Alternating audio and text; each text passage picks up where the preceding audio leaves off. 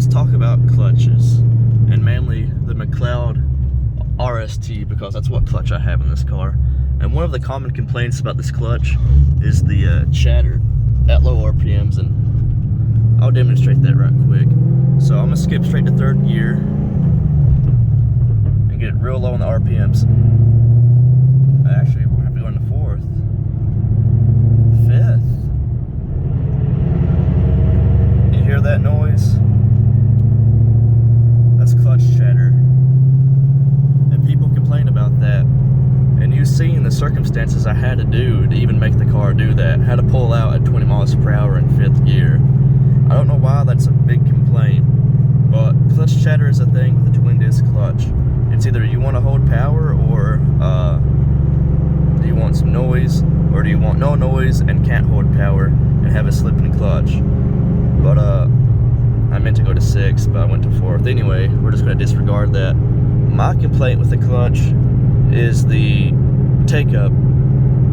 The take-up is really high up in the pedal fill.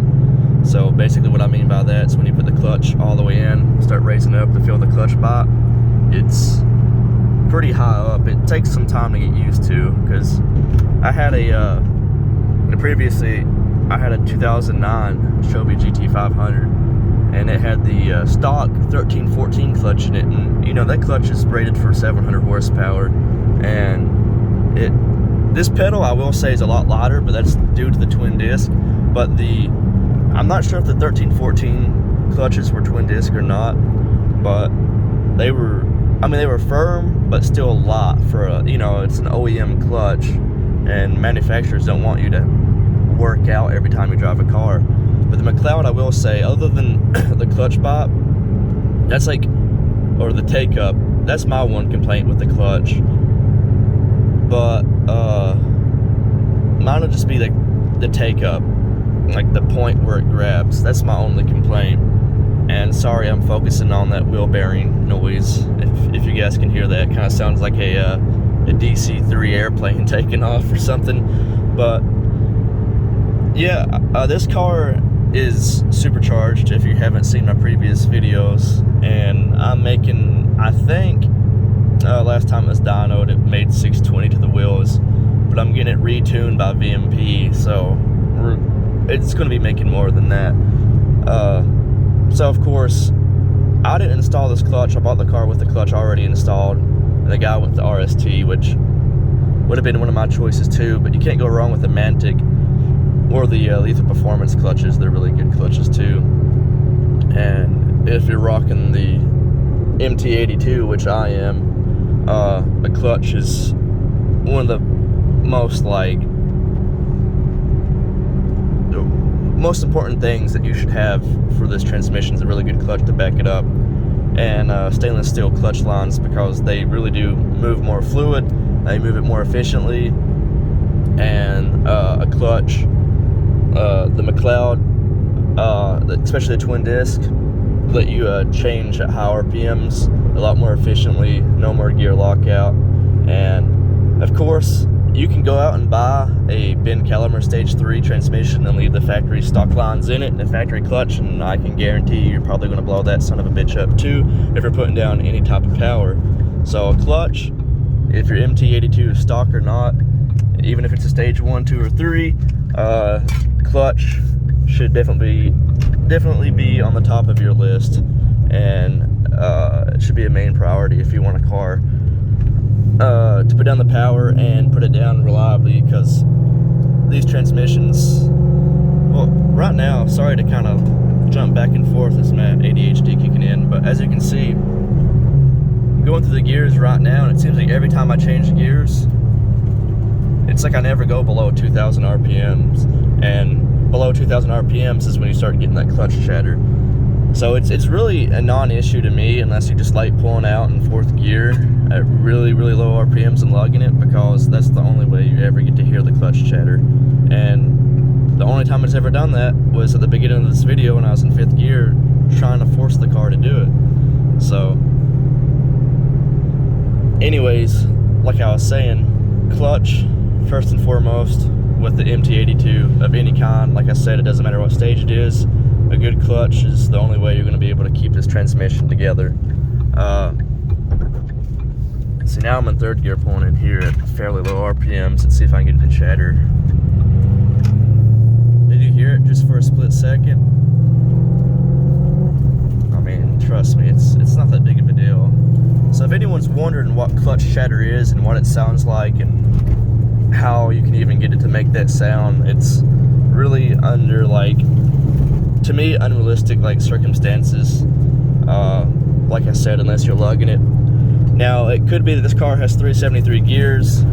These other guys might have a higher gear ratio than me. Maybe that affects it more.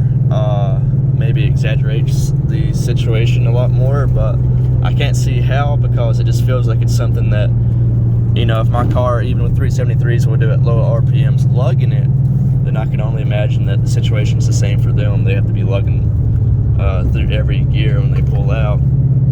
So there's a stop sign up here. I'm gonna try to pull out in second gear. This car should do it. Again, I have 373, so they help a lot. I would try it in third gear, but I'm afraid I'm gonna stall it out on the video, and that would be embarrassing. There's a little bit of chatter out there, low RPMs. So let's try second gear.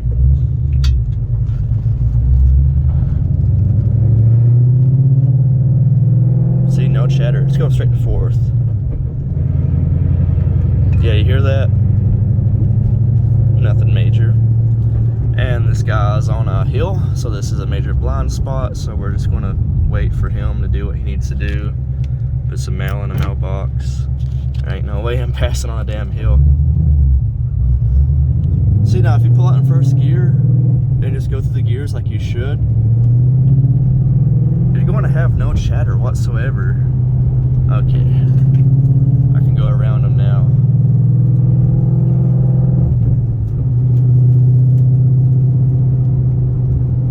But I will say, I know the MT82 gets a lot of trash talk, and yeah, it is a horrible transmission. Ford should have never went like this low grade of a transmission. But I will say it is very fun to drive. With this clutch, the way that this is a stock shifter, by the way, and honestly, I'm in no rush to run out and get an MGW. And if I did, I'd probably get like the race spec. But my Shelby had the MGW, and I loved it because the first to second, and then the second to third spring assist was amazing. And on the TR6060s, the MGW really helps the second gear grind. You know, every transmission is not without its flaws, and second gear grind is it's not just the GT500s, it's Camaro SS's and the manual Scat Packs and Hellcats. They have the TR6060 too. The Dodge Vipers don't have that issue because they have carbon fiber synchros, but on the lower end of the spectrum, second gear does grind on the TR6060s, and the MGW fixes that issue. Well, the MT82, other than being fairly trash, its biggest issue is locking out at high RPMs, and like I said, a clutch will fix those issues, and you really do have a really enjoyable driving experience. Like, I can shift this thing even with a stock shifter a lot faster than I could with my Shelby with the MGW, and I could shift that car really fast. But I still would not trust no lift shift in this car, even with a watt box. I think it's way too hard on a car, and I mean, unless you're like a hardcore drag racer and you need like the extra 1/10 of a second, or if you think it's going to give you that much of an advantage in a street race, and of course a turbo car, it keeps you in boost. But honestly, if you're going to build a turbo car, just go into automatic, as much as I hate to say that. But I mean, if you're building a turbo car, you're obviously wanting to go fast, so might as well just go the most efficient route.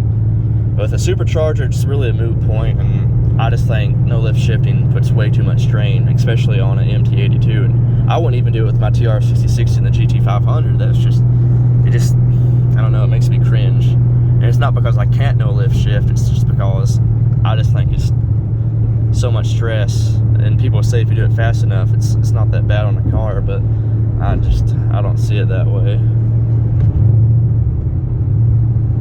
But yeah, anyways, this video is going on 10 minutes of me just rambling about clutch chatter and the McLeod RST. I can't speak about other clutches, but I have read a bunch of reviews saying that the RST is a clutch cheddar monster, and that's like I demonstrated in the video. It's not that big of a deal, and it only happens like in certain situations, and you really have to be trying, and you have to really be listening for that.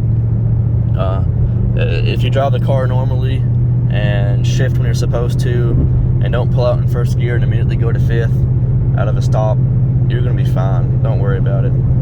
So if you guys are wondering, or if you guys have had doubts about the RST because you've read about the clutch cheddar, what you heard in the video is clutch cheddar. Like, my exhaust is louder than the chatter, and my wheel bearing making that noise is almost as loud as the chatter itself. So if you have a whole symphony of sounds like my car does, like the suspension whenever I hit bumps, the exhaust, and the wheel bearing, the clutch cheddar is the least of your worries. So yeah, anyways, thanks for watching. Sorry I dragged this out as long as I did, but I hope this would help, I don't know, make up somebody's mind if they're doubting the RST because of that little noise. But yeah, anyways, thanks for watching, and y'all be safe out there.